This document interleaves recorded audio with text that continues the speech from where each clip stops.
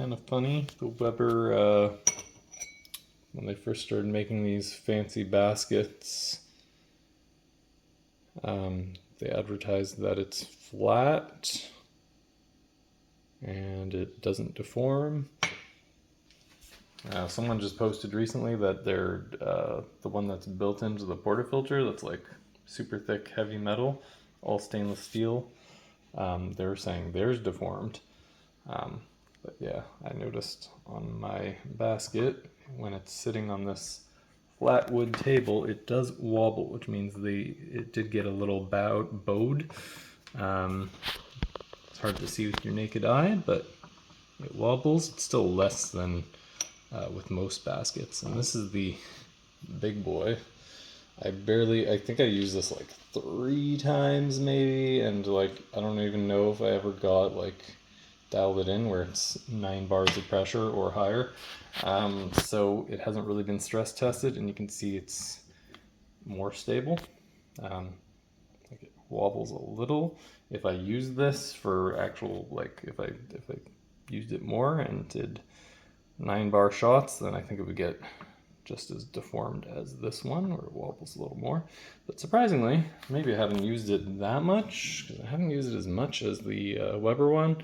But I do like this. This is the Pasado HE high extraction basket, medium size, which seems to be about the same size as the 16 gram Weber, which is pretty small. But actually, no, it's even the 16 gram one, it's deep enough you can fit 17, 18 grams of light roast. I do 16 grams usually, so like thinner pucks. And yeah, this one looks maybe slightly taller, the Pasado, and this is, I believe, for 16 to 18 grams, according to their website, just based on memory. But yeah, this one's stable. This one, like, I can't wobble it at all. Wobbly, solid. I just lifted it, that's why it made the noise, but yeah, it's pretty solid. So I don't know if it's just harder stainless steel, or I just didn't use it enough at high pressure for it to become slightly deformed like the Weber. But if you look at this is the Mischief version of the Wafo Spirit, which I actually do like as well. Yeah, this one's a lot more deformed, but I mean, if you look at the surface area, you can see right through it. Yeah, there's a lot of holes.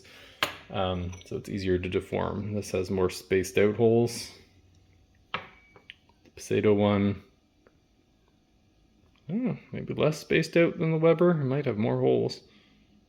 Oh, so if you're curious about the differences, yeah, I don't know about the Mischief. I haven't used it that much lately, but I did compare briefly the Pasado versus the Weber.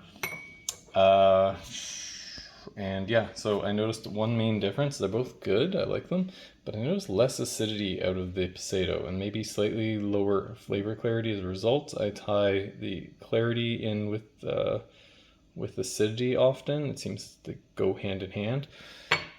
So yeah, a little less clarity, but still like punchier flavor. It seems forgiving. I was surprised that the Weber one is actually forgiving, because I was having issues with the VST and the decent baskets where I get more channeling and they're just less forgiving, harder to work with. So I figured an even higher extracting basket would be even harder to dial in and more finicky, but tends to give good results no matter what you do.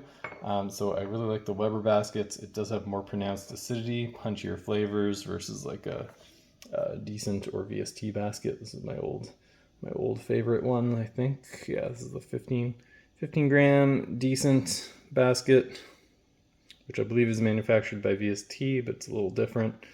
Yeah, and this as well is going to be very, very deformed.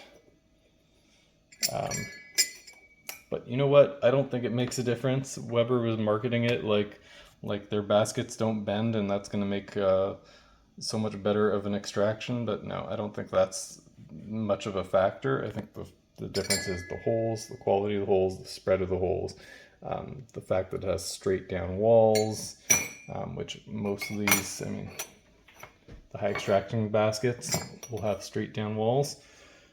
This is the decent, kind of a typical VST or IMS type basket, and it has a slight taper. And if you measure the spread of the holes, it is a lot smaller, like a good amount smaller than any of the high extraction ones. Another difference between the Weber, so supposedly I asked Weber about this, the difference between the Weber baskets is just the depth. So like there's not a difference in hole size or hole amount. So they should be identical besides the depth. So according to Lance, this one should be better because you get a deeper puck. But in my experience, maybe I didn't dial it in, you know, if it's 28 grams, it's a 28 gram basket. So it's a lot to dial in and a lot of coffee to gamble with. And espresso is very finicky. So like, I don't want to waste 28 grams of a good expensive coffee at a time. But I think I tested with like some meh beans, and yeah, you get more flavor clarity out of a small, shallower basket. I find you get muddier flavors, more body, and more smoothness. So like, it's easy to get good tasting espresso with a deeper basket, but you're not. It's going to be more blended. It's not as high clarity. But you know what? And I do have this Graph step down basket, which is a 58 millimeter basket that steps down to 46, and it comes with a very nice funnel, which kind of blocks off. It's magnetic. So yeah, see that little ridge? So you don't want coffee to sit on that ridge. You want it to go in the deeper part. So this funnel sits and blocks off that, and that's pretty nicely designed. I like that. But then I have to have a separate tamper. I have to have a separate puck screen. There's also a spring you can get for it, which I didn't get because I don't think it was available at the time. Just so it keeps the puck screen from like lifting up, but I don't think that's really an issue. It might help with the extraction if it's being held down. I don't know. But yeah, I don't know. I don't love dialing this thing in. It's like you gotta go so much coarser, and it's just, I don't know. I've had bad luck with it so far. I've gotten some good coffees out of it, but like, yeah, I don't think it's worth, for me, I don't think it's worth dealing with it. Because if you want simple and sweet, kind of just, a lot of people forget about the stock baskets. So like this tapered type basket with less holes, lower extraction basket, I find it gives me the same or similar results to like what you'd expect from a deeper basket, where you get just smooth, sweet, kind of more blended flavor espresso. And I like that, and I like this this type of stock basket. It's also a lot easier, more forgiving. You're going to get less channeling, less issues with it versus something like a VST or IMS. So like if you're making traditional, you just want like chocolatey, nice espresso, especially for like milk drinks that are smooth, sweet, and you don't want like punchy acidity. I find these are really good, and you don't need to spend money on another fancy basket. I think a lot of the stigma with like, or a lot of the negative criticism with the stock baskets is because they used to make them really badly and cheap, and the holes were kind of like all over the place. But I think these are machined just as well as like the VST and IMS or whatever. Like the holes look fine. I remember I did look at them under like not a microscope, but like I have macro lens on my camera. So yeah, there's like slight differences, but I don't think it's going to affect anything. I think it's more the shape, the holes, the amount of holes, that really affects things. And yeah, so this will give you less flavor clarity, but more blended and sweet and forgiving. So yeah, I like those. And yes, it's going to be very wobbly, not flat. All right, so Mischief one, I remember liking it. I don't think it has like a really distinct, like, I don't know, I'm gonna have to compare again, but like, I don't think it had anything like distinct about it. It was just good higher extraction than probably like a VST or IMS, you know, standard basket. Probably not quite like a real Wafo spirit, but I did actually have the Normcore version of this where it's similar. It looks like a Wafo spirit knockoff, except the Normcore version had much bigger holes and probably less of them as a result. And that one got the worst deformation I've ever seen. When I knocked out the pucks, it was like they're concave and convex on the other side. It's like it was very bent. So like I was thinking it's going to destroy itself. It was so bad. This one, the bending is typical, not anything to be concerned about, and the pucks look normal. But with the Normcore one, I don't know if they've fixed it since then, but like that was a fail. So I sold that one, resold it, gave it away. Well, didn't give it away, but I sold it cheap, I think. Yeah, not my favorite, and yeah, it was hard to dial in. I think it flowed way too fast as a result of all the huge holes. Another thing I should add, if you don't know, I use, you can reuse them. I reused this one. I think this was just on top when I was doing an experiment with something. I can't remember now. But anyway, it goes on the bottom. I wet them so that they stick down, and you get like a nice perfect seal, and that way it doesn't clog the holes. With these high extraction baskets, I find they're maybe due to the thicker metal, but like once you get coffee particles stuck in there, they're harder to kind of rinse out than a regular basket. So I always recommend using paper filter, and paper filter does extract more on a typical basket. So like if I can cut this to the right size and put it on the bottom of this, it would increase the extraction efficiency by basically giving the water more surface area to flow through without getting clogged by the coffee. The water has more paths to go through, basically, and less resistance. So you can get higher extraction even with a regular basket like this, or VST or IMS, and that's a cheap mod. But I did compare, I think this one, the Weber, or no, the decent, I can barely see, it says decent 15 grams. So I did compare the decent with the Weber one when I first got it, or maybe with the portafilter, because I had the portafilter version originally. I compared, yeah, so I still got higher extraction and more forgiving coffee out of the Weber one. Like it's a little punchier, a little clearer without like a negative.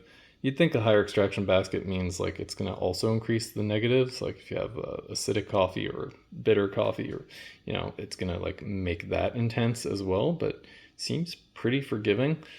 So yeah, I got it. Like the paper filter will improve this, but it won't be to the point where it becomes like this. So it's a good, cheap, free improvement if you want to experiment with adding paper filters to your standard basket. And similarly, I think because these are already high extracting baskets, when you add or remove the paper filter from these baskets, I don't think it makes quite as big of a difference, because I think it's already got so many holes, so many pathways to flow, that adding the paper filter doesn't have quite a dramatic difference. But I just do it for the cleanliness.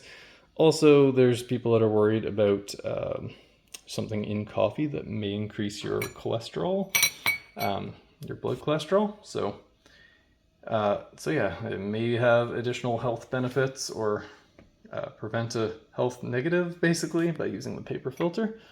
So that is another bonus. But yeah, I don't like Weber, the brand. I don't think they're a good company, but they get some things right sometimes. And yeah, I like their basket. The price has gone up in Canada, I noticed. These used to be, I think, $100 or maybe $120, and now I think they're like $140 or 100. Yeah, I think it was $140. I was looking at, I think it was 8 ounce that sells these. You could also get them direct from Weber's site. I'm not sure if they went up there as well. But yeah, they used to be cheaper. Pasado, I think, is like 80 or $100 last I checked. Yeah, yeah, I got mine used, so yeah, I think I got it for like $60, so good deal. Yeah, and I like it. I think it's a little weird they went with a flat edge, which may cause problems in some machines. I don't know, I had another Breville dual boiler, and it was, actually, I think it was, yeah, maybe the seal was kind of getting weak because this one leaked, and also this one leaked, so, but yeah, some baskets were fine, some of them weren't. But I remember hearing other people complain that, like, because it's a flat edge, it wasn't sealing right on their machine. But on my current Breville, it works just fine. Although I haven't raised it much lately, I should try it again. Yeah, I like it. And one day, if I get a whole bunch of coffee, I will try and compare this again. I think I mainly got this for like experimenting, maybe doing like a big spro over, pour over type thing, which, yeah, I haven't really done. But yeah, when I get the meticulous, I'll probably experiment more with doing all sorts of different weird things, and then maybe eventually I'll resell this because I like, so far, I think I like the smaller, shallower baskets. Also, I like to invest less coffee, and I like to compare and contrast things. So yeah, I'm gonna do, I'll usually do, like, if I don't have time, then like it makes sense to do just one big shot. But what I do lately is, you know, do 2 or 3 smaller shots. Same with pour overs. I'll do 2 or 3 pour overs instead of just one big one. That way I can compare, contrast different things, and hopefully learn what I like and learn what works better a lot faster than just doing one coffee a day.